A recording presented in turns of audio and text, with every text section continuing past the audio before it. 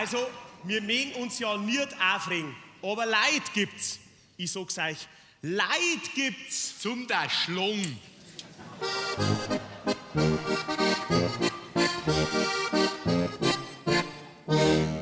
Auf der Autobahn, da vorne, pressieren da man nix. Gleich zeigt ein Lastwagen rüber, ich denk mir fix. Ich steig gleich auf Brems drauf und schimpf mit der Faust. Da kommt hinter mir schon ein Porsche abbraust. Gibt mir die Leuchthupen, ist schon ganz rot im Gesicht und schreit umeinander, da ist mein Bleit. Aber morgens, die war auf Zeiten gefahren. Na, grad mit Fleiß nicht, na, grad mit Fleiß nicht. Außerdem war das ein Geschäftler.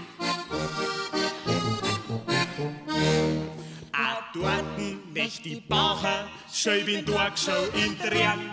Im Kühlschrank keine Sahne, ja glaubst, ich kannt blären. Gleich eine ins Auto zum Discounter hingefetzt. Die Sahne einbackelt und Kasse hingehetzt.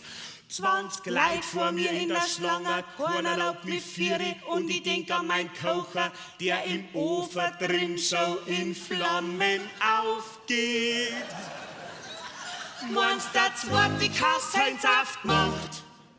Na, grad mit Fleiß nicht, na, grad mit Fleiß nicht. Geht Ihnen das auch manchmal so? Überall das Gleiche. In München, im Hofbräuhaus, sitzt heut ein Publikum. Trägfahrt und langweilig hockers herum. Sie sind fast am Schlafen und schauen's wieder und machen ein Gesicht, weil drei doch ring wieder.